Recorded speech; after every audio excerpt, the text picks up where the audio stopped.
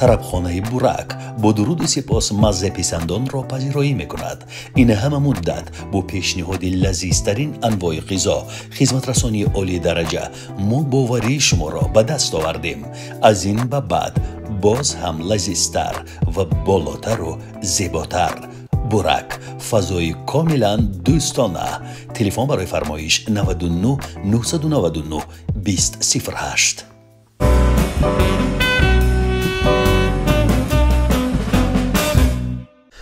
سلام دوستان، اگر از من بپرسند، میدونم که نمیپرسند، ولی اگر بپرسند که برای تئاتر جهانی و برای سینمای جهانی از هنرمندان تاجیک کی رو پیشنهاد میکنی، من البته نام همین هنرمند را میگیرم، چون که ارزنده است، جهانی است، افتخار ماست. هنرمند مردمی تاجیکستان قربانی صابر در برنامه ناگفته ها. سلامی همه شما را عزیزان دلی من به قربانی صابر میرسانم. درود. تشکر، سلامت باشه، زنده باشه. جیل، صفت، زیبایی، کم مصرف و اقتدار. خداوندا هر کجا که هستید، هر کاری که نمیکنید، چه شغلی که ندارید، میسر گرداند شادی را، تبسم و هر چیزی که در دلتان آرزو دارین به آرزوهاتون برسین. سلامت باشید. اول من شما رو تبریک میگم به مناسبت تولد باز یک اسپکتاکل خیلی جذاب در اجرای شاگردان شما. تشکر. با این اسپکتاکل عزم دارند که به کجای بروند نه؟ در مسکو در یک فستیوال آزمونی دانشجویی شرکت خواهیم کرد در انستیتوت تئاتری گیتیس و یک نمایش را با نام کشتار 114 شاهزاده هخامنشی در کوشک گردان از روی اثر استاد ساربان داستان پسر خدا روی صحنه آوردیم و همینه در همونجا انشالله نصیب باشد اجرا خواهیم کرد. اکنون میخواهم که از صنعت اکادمیکی کم ترک فرو بیاییم، به زمین بنشینیم، به سامانه های اجتماعی نظر بیافکنیم. استفاده میبرید از سامانه های اجتماعی؟ بله. هر صبح مثلا از ساعت مثلا 5:30-6 همین که از خواب خستم، یعنی مغز من تنها درباره همین نمایش کار میکرد. چرا زحمت بسیار وزنین باید میکشیدیم که سوال این بود که من به سوالت برمیگردم، من خوشم نرفته است. یعنی هیچگاه، هر گاهی که فرض کردیم در میان کارا یگان لحظه و من حتما فیسبوک هم میکشیدم. یا چی دارید بگید به من؟ فیسبوک دارید؟ بله دارم. اینستاگرام؟ خب گاهی میبینم. توییتر؟ نه اینا ندارم. گوییم که فقط فیسبوک دارم که همون فیسبوک میدونم. اینستاگرام دیگه. شبکه خودتون رو در یوتیوب ندارید؟ بارها، یعنی این بچه ها سارا باز کردن و بعد مشکل شد برای مواد پرتافتن اونجا، باز دوباره خاموشش کردن. حاضر من نگاه میکنم چند بار کدام روز نوشته شده است در فیسبوک قربان صابر و میخواد دوست پیدا کنه. من نمیدونم اینا کی باز کرده است. خلاصه من گفتم این شما کی نیستید؟ نه کسی باز کرده است، من نمیدونم. خب یعنی برای من جالب است واقعا. هم در خانه مثلا تلویزیون تماشا نمیکنم برای آنکه دنیا را ببینین چی شور و ولوله است، اما برای آنکه عقیب نمانیم، فهمیم که این شب و روز چی گپ است، حتما مثلا در یک روز من 5 دقیقه تا ظهر با یک 10-15 دقیقه بعد ظهر بگهی یک بار میدارم میبینم که در دنیا چی گپ و خبر. در هر صورت میبینیم که آرزو با کدام کارها مشغول است. اونجا چیزایی میشه، شعرهایی که پخش میکنی، چیزهایی که میخوانیم مثلا لایک میمونیم. به فکر اینا تو میبینی، احتمال میبینم حتما. در تصنیف خبر و عموما مشروع خبرهای روز برتری رو به کی میدهید؟ به تلویزیون یا به سامانه‌های اجتماعی؟ بله البته چی میگن، متاسفانه تلویزیون‌های رسمی ما چی میگن خیلی در این مسئله کوتاه دستی میکنن. چیزای خب روزمره آدما رو خوشحال کننده را میمونن، اما از چیزایی که فرض کردیم از واقعیات دورن و خوشبختانه مثلا این سایت این چیزها هستن که میبینیم در اوکراین چی گپ است، در روسیه چی گپ است، در غزه چی گپ است، در اسرائیل چی گپ است. این چیزها البته اونجا هم با یک دیدن احتمال نمیشه، چون که هم طرف مقابل خواندن در کار، هم اونایی که دستگیری میکنن خواندن در کار. بعد یک خلاصه از خودت میشه که چی گپ است در دنیا. در هر صورت گپ خوب نیست، در هر صورت کار خوب نیست، یعنی در هر صورت دنیا خیلی گرفتار و ناتنج است که حیف. برخی برای نظرند که مثلا هنرمندان با مسائل سیاسی دخالت نکنند. نظر شما چیست؟ ما در عمر خودمون، ما در همون نسل من بسیار شتای سخت خوردیم. زمانی پاشخوری شوروی بچه ها خیلی فعال بودن. مثلا من یادم هست که همین بچه های نسل من در کوچه، در راه، در ماشین، در بازار و خیابان ها خیلی مبارزه های شدید می بردن برای آنکه زبان دولتی شود. و بعد این شپاشپی های برادری اینقدر افگار کرد ما را، اینقدر مثلا دلمانده کرد که چی میگن دیگه هیچی در میان نماند، نمیدونی کی حق و کی باطل است، دیگه از میان رفت. برای همینم مثلا خیلی هنرمندای هستن که فرض کردیم لجام خودشان هم میکشن برای آنکه میگن که بازم اگر یک حرفی را بزنیم یعنی این بقا نداره. یعنی میتونی در هزار حرفی درست یک حرفی ناخواست برای اگر به خاطر اون حرف میتونی جزا بگیری، شلاق بخوری. استاد من بچه خاطر گفتم، با اون خاطر گفتم که هنرمندانی خیلی نامدار و پسندیده سینمای هندوستان از بالیوود مثلا کمی سالمند میشوند، خود را به سیاست میزنند و موفق هم میشوند. از زاویه موقع سیاسیشون، عقیده های سیاسیشون میلیون ها رو به طرف خودشان میبرند. خب اینجا یادتون نره که اونجا هندوستان است، اینجا تاجیکستان. من حاضر میخوام همین گپا، مثلا وقتی که بینای تئاتر مایاکوفسکی را شکستن، یک آدمی که کاملا تا امروزه بگذار بینا فرسوده بود، بگذار چیزی که نباشه، اون نباید میشکستن. در این بینا تاجیکستان اعلان کرده بودن و این باید نگاه می داشتن. و ببینید من همون از سوال بیرون نرفتم، یعنی این نگاه می داشتن به هر واسطه‌ای که نباشه. من ماها فکر کردم که مثلا برم گرسنگی اعلان کنم در پیش درش بگیم که نشکنی، اما من روزهای دیده بودم. چرا؟ ببینید فردا روز دیگه فرض کردیم در کنار من می آمد هزاران آدمی دیگه، کسی دعوا میکرد که خانه‌ش گرفتن، کسی دعوا میکرد که بچه‌ش ترمه کردن و اون کاری را که من آغاز میکنم برای این تئاتر از میان میروه. یعنی ببینید حالا مردمی ما برای یک فکر به جا رساندن، یک کار به سامان رساندن نپختن. حالا هر عملی ناجایمه، هر عملی که حساس است و از معیار بیرون است، میدونید به کیها ضرر میکنه؟ و بچه های من. یعنی من نمیدونم در حدودی مثلا نزدیک 40 سال میشه که من چند بچه دارید؟ 200 بچه دارید؟ من خیلی زیادتر، من 200-300 تا نبیره دارم، من اینا میدونم. و اینا شمارشون خیلی زیاد است که حال اینا بد میشه. اما بگویید به من که با این دانش، با این تجربه، با این همه سفرهایی که انجام داده در گرد دنیا، با این همه روزگارانی که پشت سر کردید، می توانید آیا در یک جای یک لجامک سیاست را به دست بگیرید؟ خب. و شما اگر نه، پس هنرمندی که مثل شما سفر کرده است و جهان دیده است و کتاب خوانده است و آموخته است و در وجودش ذخیره بسیار عظیمی اینتלקت رو، دانش رو نگه می‌دارد، میتواند؟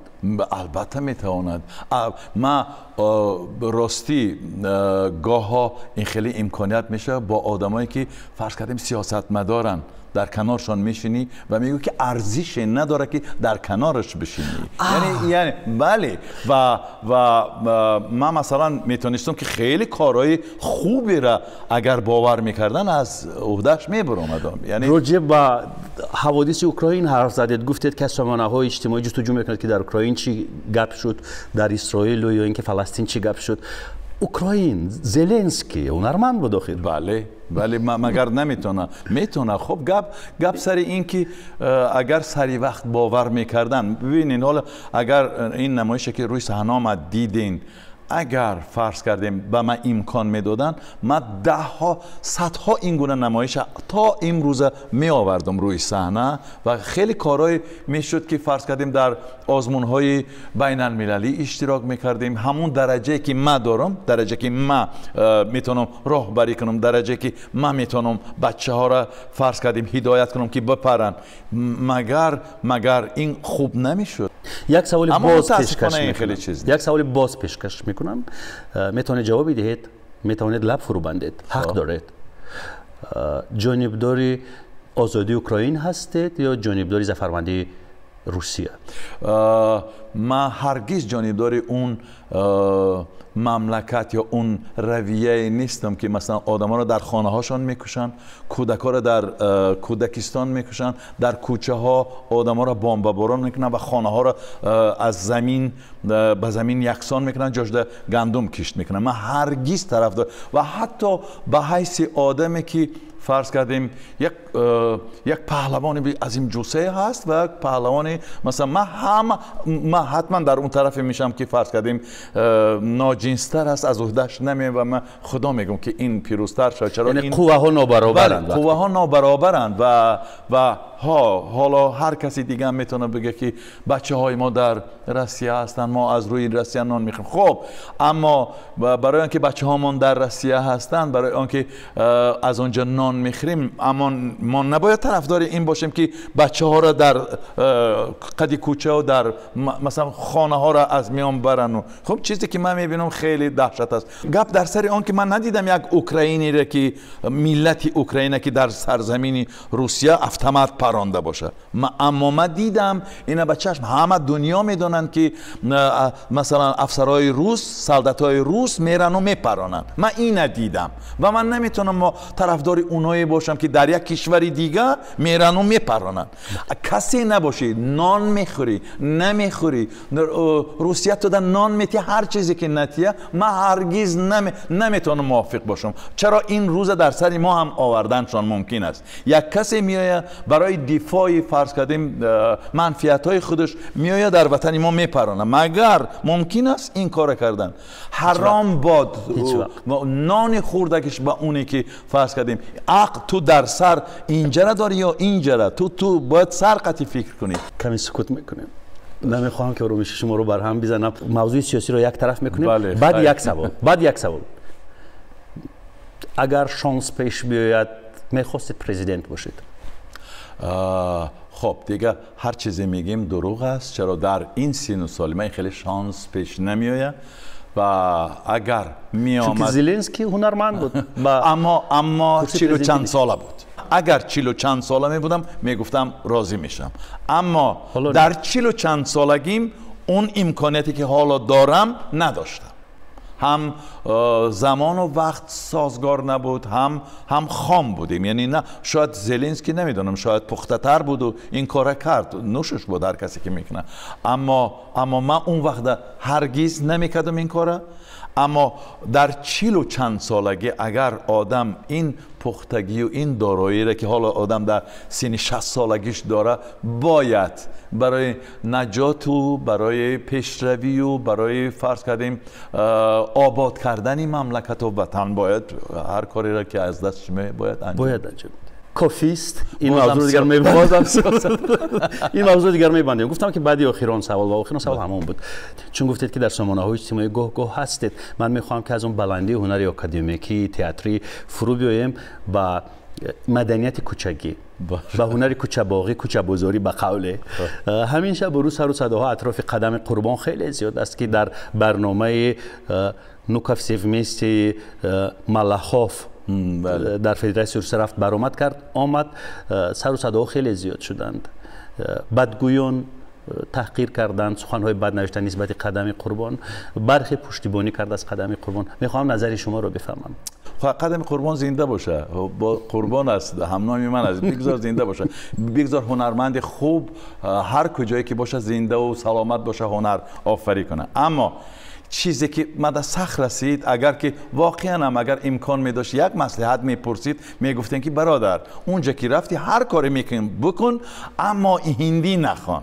چرا من یک کاری دیگر هم دیده بودم. یک زمان وقتی که تلویزیون‌های ماهواره‌ای بسیار تماشا میکردیم، یک برنامه بود از امریکا، نمیدونم نامش چی بود، صدرالدین نشسته بود و بعد اون رستم نور نشسته بود و اینا صحبت میکردن و اون برنده میگفت که اینا تاجیکن فلان برای چی آمدین و اینا جواب میدن و رستم نور جواب میداد که ما آمدیم که جهان بگیریم. تقریبا همون برنامه هست، میتونیم بیایم، ما تو من آمدیم که جهان بگیریم. اون برنده هوشش از سرش میپرید، میگفت که اینا آمدن که جهان بگیرن. آفرین بر شما که جهان میگیرین. خب چی پیشنهاد دارین؟ و میگه حاضر یک سرود پیشنهاد میکنیم و سرود پخش. من اینقدر تماشا کردم، اینقدر دیلم گفتم شکفت، من شکفتم، گفتم تاجیکستان شکفت، طالبه این بچهای ما در امریکا هن. و یکی ناخواست صدا میره خطوبه خطوبه و سرود تمام میشه، اونم میگه خطوبه این لهجه کدام یعنی گوشه تاجیکستان است. من از شرم ندانستم چی کار کنم. من همون وقت این در یادم هست، خیلی سخت رسیده بود. اینم میبینم یکی میخوانن، نمیدونم یک سرود هندی، اگر تیز و تند میخوای خواندن سرودن داری همون چیزا را، چرا هندی میخوانی؟ یعنی یکی ناخواست هویت ملی ما تاجیک بودن نصف میشه و این چیزا، چرا هندی آخه دیگه؟ آفرین دیگه من موافقم. در هر صورت آدم هنرمند است، مادامی که 1 2 3 10 هزار میلیون آدما اعتراف میکنن میبینن. شاید خواب این هم هست که شاید در پشت این چیزا هدفهای هم باشه. افضل شاه شادیف اون برنامه نمیبرن. من ایده اعتقاد دارم، سخت باور دارم، هرگز اینا را اونجا نمیبرن، اینا راه نمیابن. چرا؟ اینا حرفاشان دیگه میشه. اون شاوی اوهایی که هستن و میخواهن عکس کنن اون حاصل نمیشه از بودن افضل شاه، از بودن صدرالدین و از بودن اونایی که ما میخواهیم. نگاه شما به همین فرهنگ و مدنیتی کوچه باغی، به ترانه های کوچه بازاری چگونه است؟ در هر صورت من زیاد توی نمیرم، زیاد بجز به استثنای آدمای نزدیکی که فرض کردیم یکان توی و معرکه داشته باشن، اگر دعوت کنن همونم بریم نریم، قطعا یک کار کرده میریم و یعنی من همون جا در شاهد میگردم و میبینم که گنده نیست. حالا ترتیب است، نظام از 3 ساعت است، یعنی یک کاری کرده هیچ از معیار بیرون نمیره. من یکان بار ندیدم، اما من خیال میکنم که هنری حرفه‌ای باید خیلی افضلیت داشته باشه از آن که همین هنری کوچه باغی و همین چیزی که به اصطلاح که شما میگین. یعنی من اینا رو خوش ندارم و هر جا که ذهنم باشه یعنی میخوام از کنارش بگذارم. اما در هر صورت مثلا هر کجایی که مثلا حسن چیله شاگردی من بارها حرفای پست و بلندم گفتم در حضورش، به خاطر که توی میرود، به خاطر آنکه گاه یک چیزایی را دست میزنه که هوش از سر آدم میپره. مثلا میگوی که تو پیش من خواندگی، فرض کردیم استاد کلانت فرخ قاسم است، یعنی اما من میبینم که در چندین معرکه‌ای دیدم که پیدا شدنش در لب مردم تبسم هویدا میشه و این حق داره. خب پس بگذار، مادامی که مردم نیاز دارن، یعنی طبقه مردم از 1 و 5 و 25 عبارت نیست. یعنی اگر از 100 شماره است، هزاران نفری در 1، هزاران نفری در 2، هزاران نفر 3 4 5 99 100. یعنی با این وسیله هر کسی جا داره، موقع داره. خب حق داره، بله حق داره. ماده خوشم نمیآید دنیا کج نمیشه. اگر یک کاری، حال همین حرفای من کسی در خوشش نمیآید بازم دنیا کج نمیشه. اونم برای خودش، من برای خودم. قدم قربان دوست می‌داری، آفرین، من احترامش میکنم. من ندیدم، یگان معرکه را ندیدم امورا، اما مادامی که برادر عزیز در پشتش گپ هست، مادامی که یک انسان از عقیبش گپ میزنن، پس چه کاری کرده است، پس به کجای رسیده است و آفرینش. اگر من 4 تا سونت شکسپیر رو از یاد کردم و نمیدونم از کدام یک سیمفونیای 2-3 بار آهنگ های باخ یا اینکه موزارت رو شنیدم این معنی رو ندارد که تمام دنیا باید مثل من بله. موزارت رو بپرستد یا اینکه سونت و شکسپیر رو اذیت کند. دنیا رپ دارد، جاز دارد، هجو دارد، شوخی دارد. میلیون رویه و شاخه های هنر است که مردم دنیا پذیرفته. مهم این است که ما قابلیت پذیرفتن دنیای رنگارنگ را داشته باشیم. بله بله. همین یک بار چون درباره هنر کوچه بازاری حرف زدیم، یک مرد گفت که قربان صابر در وقتش توی میگشت. آها راست میگه. راست میگه. دقیقاً. من نمیدونم تو این از کجا فهمیدی آرزو جان. من نمیدونم صنفی یا 4 بودم یا 5 برادری. خانواده ما اصلا همه آدمای هنری اند، به خصوص اکای بزرگ من، اکای محمد رجب، چی میگن، آدمی سراپا هنر است. یعنی دایره و دوتار و رباب و غیجک و همه چیزا مینواخت. و من همگی صنفی 4 بودم که برادرم برای من تار خرید. صنفی 4 شما تصور کنید. یعنی من در صنفی 5 6 الکای مینواختم. حالا عجیب است ببینید. و من رباب، تار، دوتار این چیزها را می نواختم. و در صنفی احتمالاً 8، یعنی همین از 4 تا 8، یعنی من همه زمان سرود می خواندم. همه زمان در خانمون آهنگ سرود و موسیقی و مهمانا می آمدن، برای مهمانا علایده می خواندیم و خودمون توی می رفتید؟ توی می رفتم برای سری آواز گرفتن، برای رباب نواختن. منم می بردن اون مردایی که کلان سالتر بودن. آواز می خواندید؟ بله می رفتیم سرود می خواندیم. اون می رفتیم. کدام سرودها رو می خواندید؟ خب اون سرودای همون زمان بود که مثلا گل به آبی جوی وقتی که خماری می شود، برگ هر یک غنچه چشم انتظاری می شود. این که اونقدر رقصی نیست. خب این آغازش بعد چی میگن، هزاران بیت تو هزاران چیزی بعد چی میشد؟ حالا ببین دیگه من از پشت این نرفتم. در صنف 9 همون زمانی بود که بستان‌های و چی بود مشهور بود در و من کدام روز چند مدت اکاردیون نگرفتم. شما تصور میکنید که من اکاردیون می نواختم. می فهمیدم اکاردیون می آوردم. من حالی نمیتونم نواختم. یعنی من همون وقت می نواختم همه این. و مثلا در اینستیتوت داخل شدن من یادم است که وقتی که نمیدونم گفتن غزل بخوان، خواندم اتیود و پارچه هر چیزی که بود. بعد اسکر عبدالرحمن خدا رحمتش کنه گفت که یگان اسباب نواخته میتونی؟ من گفتم بله. و گفت که تو میتوانی نواخته؟ من گفتم بله. گفت چی اسباب مینوازی؟ گفت من گفتم رباب. بعد اسکر عبدالرحمن رفت از کجایی در چند دقیقه آورد رباب جور کردم. بعد من سرود خواندم و من همون سرود خواندگیم قطع اصلا احتمال داخل شدم اینستیتوت و دستی فرخ قاسم زدم. خدا بیامرزش، این استاد بزرگه. و آیسته آیسته من فهمیدم که مثلا همون نواختن و اگر من می نوازم پس عالی باید نواز. عالی نمی نوازی نه نواز. و من همین گونه ببین آرزو، اگر که همین فکر در پیش نمی اومد، فرخ قاسم چیم نمی زد، یعنی سمت رویش مرا، شاید من یک حافظ گنده ای نمیشیدم. بشوخی و خیر من همه وقت در این باره با صحبت هم کرده بودم. احتمال قطعی بچه هم که احتمال من یک آوازخوانی گنده نمیشیدم، چرا با این صدا من موفق میشیدم. حالا میتوانید بسرایید. خب گپ سری آن که وقت نمیرسه. حاضر من در برنامه‌ام کارایی دارم که مثلا اگر شعرش رو من بنویسم، یک آهنگسازی خوب آهنگ تیار کند، در یک جای دیگر برویم بند و بست بکنیم، شما فقط نمیتونید یک نیم ساعت وقت یا بیت استودیو بیاید در نزد میکروفون؟ نمیشه. برای آنکه آوازخوانی کنی اول آوازت ترتیب کردن در کار است. نه، بعد تمرین هایی که مستقلانه در خانه میکنید. خب این چرا؟ برای این البته این حرفی تو کاملا پیشنهادت کاملا درست است. یک بار ناگفتنمون استاد دولتمند خالف گفت که بیا یک کار کنیم که تو یگان چیز بخوان، یعنی فلک یگان. و عقیدهش همین بود که منو با چند نفر دیگه باید آوازخوانی کنیم. و فکر خیلی جالب خیلی جالب بود به خدا. اما ببین برای اینکه همین کار شد من باید از چند کار دیگه دست کشم.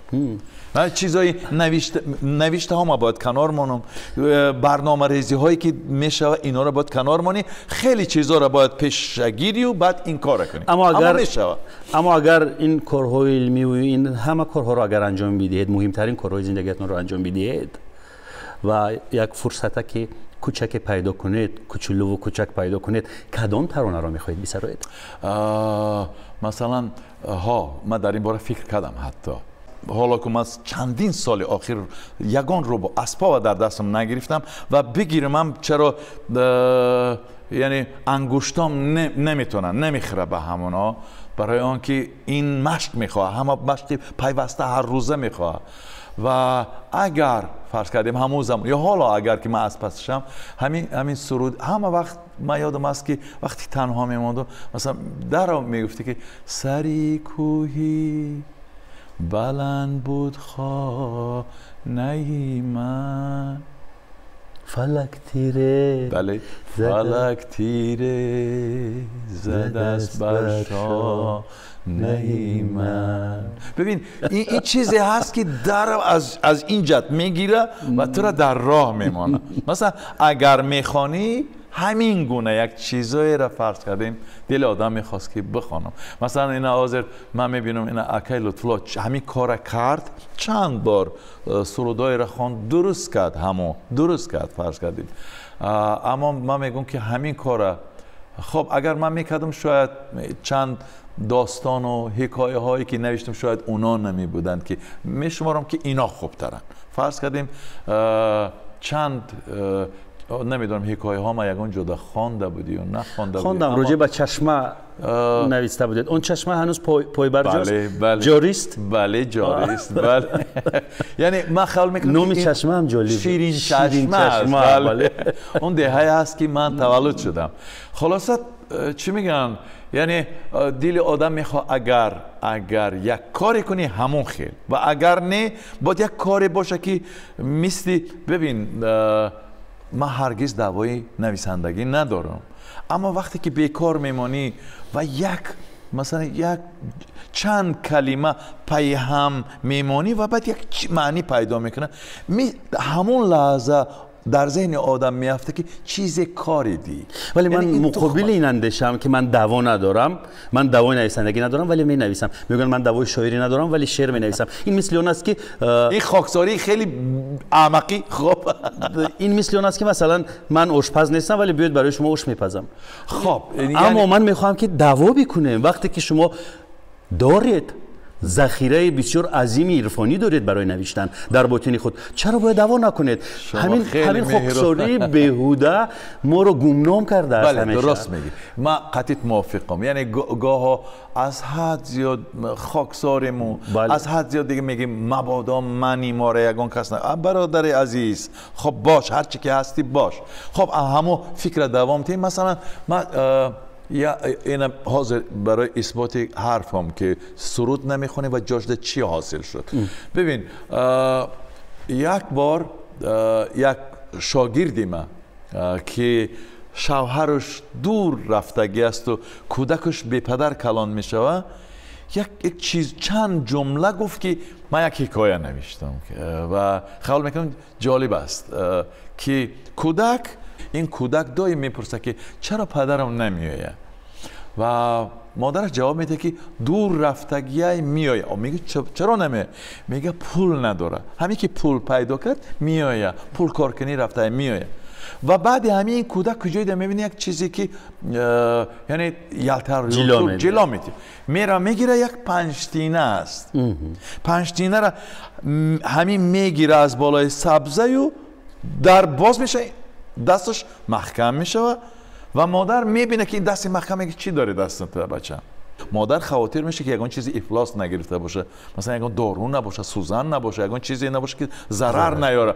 اما این کودک روست میکنه و خلاصه خیلی زارش میکنه که باز کن چی داره در دستت و عاقبت دستش باز میکنه و یک پنجتینه است. بعد این مادر میگه خب اینا چرا روز کردی؟ چی کار میکنی؟ من از اون طرف مسئله گذاشتم. بله میگه که من اینو میفرستم برای اینکه پدرم بازگرده. یعنی من میگم همین چیز، همین آهنگی که حالا من گفتم خیلی بهتر از یک سرود خواندن است و این خیلی من میگم دردناک است و بله این من عکس میکنه از اون که سرود خواندن این خوبتر است. ببین همین چیزا هم پیش راه میگیره، اما در هر صورت من خیال میکنم که این خوبتر است. به هر حال ما باید تسلیم بشویم در پیش تصمیم های شما، زیرا زندگی شماست. بله. تصمیم گیرنده شمایید و حق دارید هر کاری که دلتان میخواهد بکنید. فقط میخواهیم که همیشه باشید. و یک سوال خیلی جالب، گفتید که صدها بچه ها دارید، یعنی این فرزندان ایجادی شما در روی صحنه تئاتر، همشون صادقند؟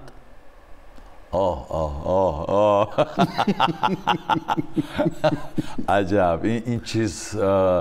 این چیز نمیدونم. حالا اگر میرفتیم و بعدی برنامه من میگفتم که چرا آرزو در این باره سوال نکرد، حیف می بود اگر این سوال نمیداد. خیلی جالب است. استاد فرخ قاسم اینقدر ما را دوست می داشت و احتیاط می کرد و بعد یک زمان کار تا جایی رسید که اگر ما کمک از راهی که فرض کردیم مسیری راهی هممون یک است و بیرون می رفتیم خیلی غش می کرد و اگر ما پیش یگان کارگردان دیگه می رفتم و قطعش می کردیم این کار را. خب برای زندگی داشتیم، یعنی هنر بود، نمیشد که فرض کردیم فقط بیایم پیش استاد بشینیم و بگیم که شما وقتان میشه با ما کار کنیم. برای می گاه ها می رفتیم. میتوان گفت که این یک ذره اگوئیسم است. اگوئیسمی من یا اگوئیسمی استاد؟ بله این کاملا اگوئیسمی خیلی بد بود. یعنی من یادم هست که برای آن که این شب و روزایی بود، برای آن که من فیلم نرم کیناستودیا را چی بستن، چی میگن، پینه بستن برای اینکه یا بیارن مثلا 5 میلیون من واقعا میگم همون وقت پول اینقدر انفلاسیون شدگی بود که 5 میلیون پول تیان بعد این روا راضی شدن و بعد جنجال تا جایی رسید که من باید انتخاب میکردم یا تئاتر یا کینو و من تئاتر را انتخاب کردم. یعنی این عاقبت امروز برای من بد شد. چرا من کینو هم باید میرفتم. خیلی فیلم هایی بود که من بازی میکردم اون وقتی جوانیم بازی نکردم و انکو برمیگردیم به اینجا حالا عیناً همون خطاگیر من تکرار میکنم. فهمیدین؟ یعنی چرا بچه های هستن که خب یک قولی از دهات میآین پور میکنی اینا مشکوفن و چنان میرون و تو بخبر میمونی و میگوی ای برادرها کجا رفتین دیگه ما را یک سلام هم نمیکنی. مثلا هم چند روز پیش در پیش خانم ناخواست من 2 شاگرد من میبینم میگم و این اون یکی از 2 نفر یکیش وقتی میبینم اونا هر روز میدیدم، یکی دیگهش من همه وقت خیال میکردم در مسکو است و میگم تو آمدی؟ میگه ها. کی آمدی؟ میگه 4 ماه شد و این نمیفهمه که چقدر یک مشتی میزنه. 4 ماه شد یک بار نامدی که گویی که سلام. مثلا من میتونم یک قصه را همجا امکان هست بگم اگر که اجازت ای که منظر قطعی عبدالکریم در تاشکند، یعنی من وقتی که در زلی تماشا میشتم در فستیوالی بین المللی دنیایی در تاشکند اونا جایزه گرفتن. یعنی منظر که من درسش دادم، عبدالکریم که من درسش دادم، برو آمدن صحنه ژرار دیپاردیه اونا رو آغوش کرد و مثلا جایزه داد. من افتخار و چی میگن ما را استادا را قریب جنجال میشد اونجا، برای که اینجا زلفیه صادقه و شیشتگی بود و یعنی کیناچی ها اینا شیشتگی بودن و وقتی من حساس شدم گفتم شاگردای منن، از شادی من ناخواست از اون طرف آواز برآمد که چه شاگردای شما هن؟ شاگردای ما هن. بعد من و خیلی جالب بود، اونم حق بود زلفیه صادقه و برای اینکه میگفت که این شاگردای ما هن و بعد من گفتم که اندیشه کردم چه شاگردای اینا هن. یعنی من میدونم که کورس ما خوندگن، ما داخل شون کردیم، ما تربیت کردیم، این اینستیتوت ما برآوردیم شون و بعد پیش اونا چند مدت برای کینا خواندگی هن. و بعد همونجا خیلی دلم گرفت. بعد بیرون برآمدیم گفتیم گپامو نگفتیم، یعنی این گپ چی نما خصومت نیست، من گپ روشاد گفتم. خیلی وای شد در میان یک پیش میگن چرکینی باره میگه اونا میگن شاگردای ما میگیم شاگردای ما. خلاصه اونا هم حق بودن اما شاگردان چی موقع داشتن؟ اما ببین گپ در سر آن که بعد دل آدم میگه که یا زلفی صادقه یا هر کسی دیگه که 3-4 ماه بچه ها را درس میتین، اما بچه های آماده را درس میتین، بچه هایی که از فیلتری ما گذشتگیان درس میتین. یعنی اینه باید یادشون نره که این و دل من میگه که بگیم که برادر عزیز بیاین یک کورس بگیرین در اینجا.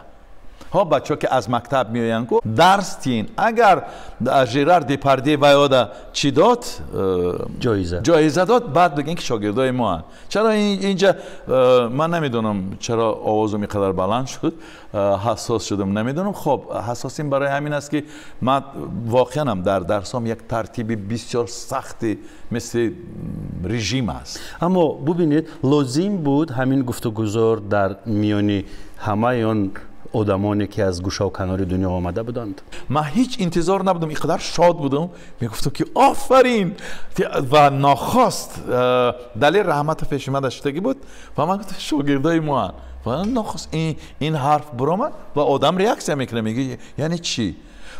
یعنی این بداهت هم برآمد، اما یکان غرض نبود اینجا. خوب شد که چون که اونا هم خیال میکنن که بچه ها را خشان تربیت کردن، ما هم خیال میکنیم که تربیت کردیم. یا مثلا محیدین مظفر فرض کردیم من نمیدونم چندین سال اینجا دا خواند و فلان و فلان و خب یاردمش کردیم برآمد محیدین شد و رخت پیشی والری احدف. این ناگفته ها زور شد دیگه. اما اینجا دیگه همین سجده طرفی والری احدف من میگه خدا را شکر، خدا را میلش والری احدف است. یا مثلا فیض الله 2 سال در ایران خواند، یعنی این معنی وای نداره که خب ایران خیلی اونجا کرایه خواندن است. همین بچه‌ای را که اسمشون نگرفتین دیگه نگیریم، یعنی همینا خودشان هم میدانن که کی برای اونا چند قدادگی است. انکون بیاد میارم که میگم استاد چقدر دلش خراش میخورده است استاد فرخ قاسم وقتی که ما میگوی جوانم من باید کار کنم، من فلان من میگوی من انا اونجا کرای من گفتم، اما میگوی برادر عزیز مثلا من هر چیزی که حالا دارم، هر چیزی که من دارم یعنی صاحبش فرخ قاسم است. همین چند پیش یک رفیقی بچگی هم گفت که تئاتر شهر باختر قدمجوی شادروان عطا محمد جانوف است و در این تئاتر قربانی صابر قدم گذاشته کار کرده است. ما بچه بودیم و دعوت کرده، بله اونجا همه 20 سال 22 سال بودیم بعد از ختم بله 22 سال دانشکده بله و جوان بودیم. حالا ازدواج نکرده بودیم که در اونجا هم میدویدیم، بعد ازدواج کردیم، بعد بچه دار شدیم. همونجا 6 سال ما اونجا کار کردیم و بهترین یکی از نقشایی که زندگی مرا به مجرای یعنی هنری راست کرد این نقش ترتیف بود در تئاتر به نام عطا محمد جانوف و در کارگردانی استاد فرخ قاسم. و بعدی ترتیف من یادم است که آدما میخواستن ببینن، میخواستن همین است میگفتن، چرا نقشو تو از هم فاصله های بسیار دور است. اون نقش یک مثلا ترتیف به یک گفتن یک پلیدی گذرایی، نه آدمی نه کسی نه انسان، اما تو با این حرفایی که میزنی یک کسی دیگه هستی. برامشون جالب است، میگه نه خود همین آدم با این فرض کردیم اخلاقی که داره اون پلید بازی میکنه. خب این خیلی همون وقتا چی بود، یعنی ما متاسفانه نمیشناختیم، این از کنار انالیز کردن نمیتونستیم، در همون محیطی در همون جایی میزیستیم که میزیستیم دیگه نمیدونستیم که این چه معنی داره. اما شما میدونید که یک جاذبه دارید، شاید این رو اگر فهم کرده بگم جادو میکنید. برزو این گفتگی بود یادم هست. یک بار من احساس موقتی برزو احساس ناراضگی کردیم از هم و دعواهامان روی راست بود و گفتیم که برادر این خیل است. زمانی مسئله چی بود؟ زمانی بود که نمایش ایمیگرانتی چی است اصطلاح تاجیکیش؟ مهاجران روی صحنه آمدیم. بهترین کاری بود که ما گرفتار بودیم. چرا بحث کردید برای آنکه من باید یک شخصیتی را بازی میکردم که مثلا اگر تاجیکستان همون وقت بگیم حال 10 میلیون اهالی دارد و شاید همین گونه اینتلکت، همین گونه عقل در تاجیکستان مثلا شاید 2 تا است و زمانی که کار میکردیم و صحبت میکردیم این خوبش که بعد این فیلم ببین و ناخواست مثلا در دست من یا قلم یا یک چیزی هست که من ناخواست میپرتافتمش، برزو قهر میکرد. میگفت که آیا امکان داره که همین آدمی که از در میان 10 میلیون آدم 4 تاست همین گونه قلمم میپرته، آیا میتونه؟ یعنی من اون نبودم، معلوم یقینا. یعنی این آدمی که ما انتخاب کردیم از همه چی که ما دارم 10 فرسخ بلند بود. یعنی موضوع بعد شما فقط پرتافتن قلم بود؟ گپ سر این نیست، یعنی تنها گپ سر لباس پوشیش، گپ سر حرف زدنش، گپ سر ژستی که در میان میآید، حرکات. بله حرکت ها. و ما بحثی شدید میکردیم با برزو و بعد ناخواست، یعنی حرفامان در میان سیمخوار آمد و بعد در کنار هم ایستادیم گفتیم برادر عزیز و میگو برادر عزیز. و برای آنکه من آرام شم بعد برزو یک حرفی را زد، گفت من دیوانه میشم وقتی که تو پاهات انیخل میکنی و آرام میستی. یعنی این در این تمرین نه، میگه 10 سال من تو را میدانم، 10 سال از زمانی که ما در قرغانتپه کار میکردیم و میگه وقتی که تو به فکر فرو میروی من همه وقت میترسیدم که حالا تو چی مسئله را در میان میمونی. یعنی این خاموشی این طرز شدن، این یعنی تسلیم شدن شما؟ نه این تسلیم نه، این حالا این آرامی پیش از طوفان. بله یعنی حالا یعنی مغز کار میکنه و چی پیشنهاد میکنه؟ گفت تو همه زمان برای من همین یک بامبه که کی میترکه. و وقتی که این حرف برزو زد ما هر من خیلی خندیدیم. من هم وقت خیال میکردم که من پیش برزو ده بیچاره‌ام، پیش فاروق قاسم ده بیچاره‌ام، اما گاه بعد حس کردم که نه منم مثلا همین چیزی که حاضر گفتی یک وای، یعنی وقتی که من خاموش میستم زیاد به خودم فرو میرم، اطراف من حس میکنم که اطاعت میکنم. در حتی زمانایی که من مثلا در کنار آدمای بازیگرای دیگه مملکت ها، روس حاقتی، ازبک حاقتی، ترکمن حاقتی، یعنی ایرانی حاقتی، و وقتی که خاموش میستی در صحبت ها میگن استاد چرا شما حرف چرا شما یگان انکدوت نمیگین یگان، یا بعد استاد صحبت میکنه، بعد فضا روشن‌تر میشه، بعد و یا جرأت میکنن. اما این رو میدونید که حتی همون سکوت شما زیباست، پر از حرف است. بله و پیکرتون رو میبینم در این سینی مبارک چشم نرسد، اشکم نبرآوردید. خدا رو شکر. خیریت که همین نشد. چیکار کردید که چرب نگرفتید و فربه نشدید؟ نمیدونم، در تگی ذهنم خیلی بچهای هنرمند بخصوص آوازخوانا را وقتی که در همین مثلا چارچوبه تلویزیون میبینی از لنجاشون روغن میریزه، من حیفم میآید، خیلی ناراحت میشم. حتی بارها بوده است میگم هم تلویزیون یعنی که من نمیخوام دیدن، میخوام صداش شنوم، افتش نبینم. یعنی آدم نباید به خودش اجازت که تا همین از لنجاش روغن بریزه. بله. خیلی بد است، بخصوص برای هنرمند باید چینده ریخته، یعنی یک جثه باشه که دیگرها وقتی که سلام میکنن، دیگرها وقتی از پیش میگذرن، بله این خیلی باشه. این ارگانیسم هم از ارگانیسم وابسته است. خوشبختانه هر گاهی که من مثلا همین که مرا گفتن که فربه شدی، من خاطر میشم بشوخی و زقه خوردن میگیرم که ممکن نیست فربه شدن، و میبینم که بعد وقتی که میبینم که خیلی لاغر شدم اینجا هم زقه. چند کیلو وزن داری؟ من یادم هست که از زمانی دانشجویی تا 40 و چند سالگی من همه وقت 61 کیلو بودم. حالا بدبختانه 70 72 همین 76 اون قدری نیست. نه درست. حالا خدا رو شکر. یک سوال دیگر، نمیدونم این سوال رو پیشکش کنم نکنم، نمیدونم از کجا یک به گوشم رسید که قلبتون مریض شده است. ببخشید من این سوال رو پیشکش میکنم اما نرنجید از من. خواهش میکنم. نه این قدر درباره سلامتی گفتیم. بله. حالت روحی ما گفتیم، چرا این حرف نزنیم؟ بله چند سال 4 سال شد. چی مریضی قلب؟ همین ما وقتی که یک چند مدت پستر اکای نظیرمت خدا رحمتش کنه گذشت، بعد قصه چگونه گذشتگیش و من فهمیدم. یعنی کار، تمرین، کار، دوبلاژ و نخواست چیزی میشود با او و بعد میافته و بعد همین گذشت. و بعد من گفتم که عیناً همین کار با من شد.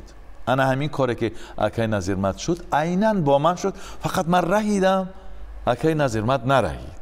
خدا رحمتش کنه.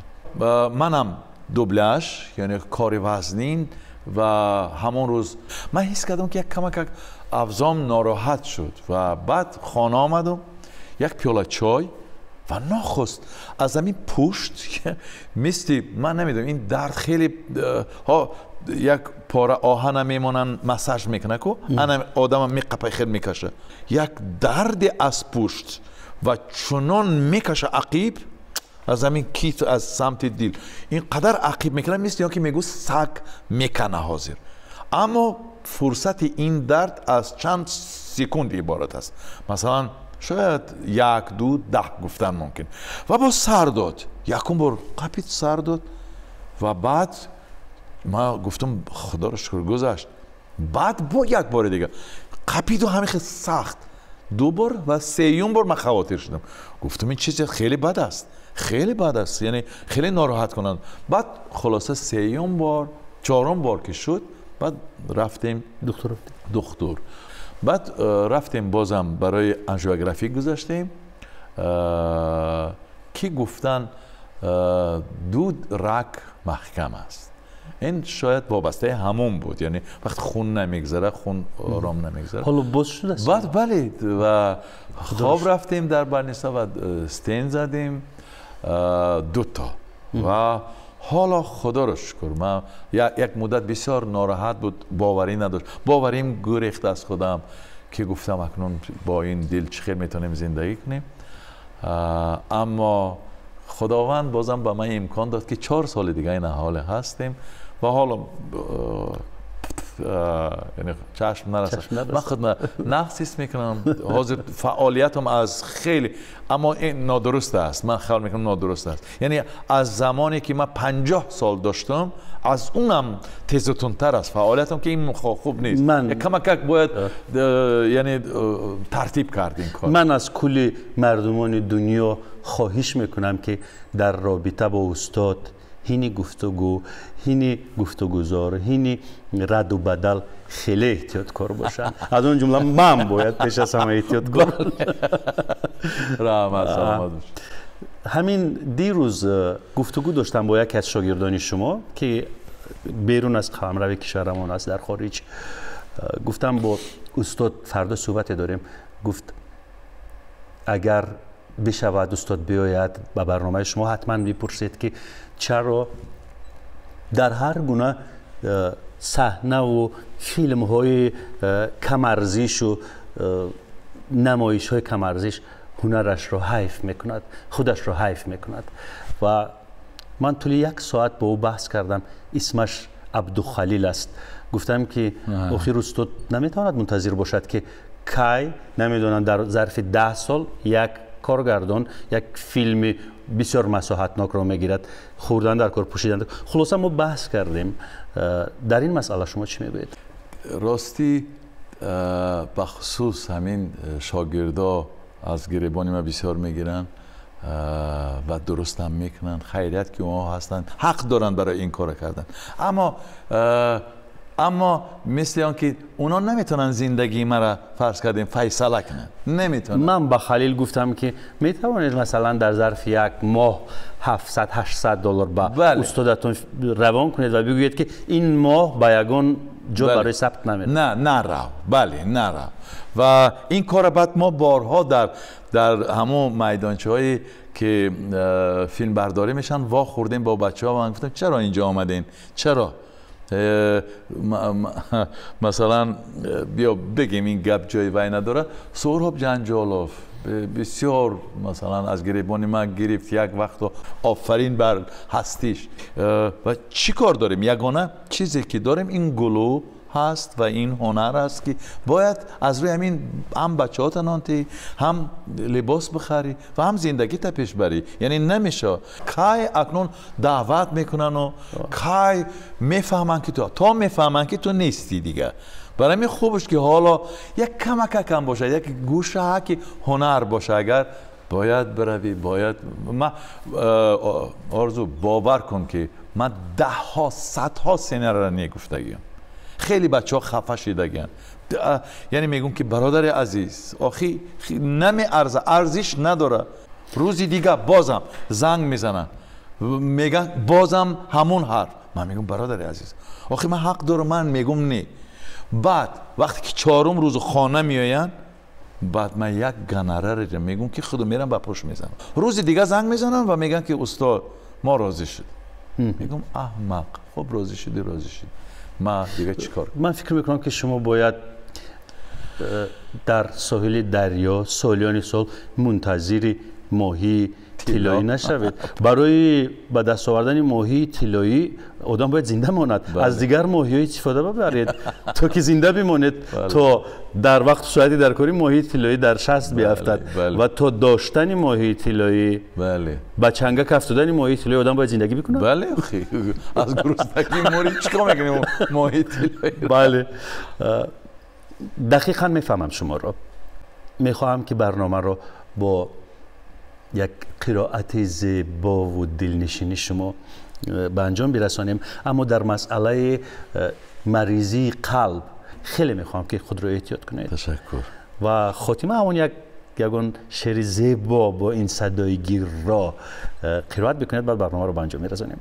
بیا میریم سمت بعضی غزل هایی که خیلی مشهورن و خیال میکنیم که همه میدونن.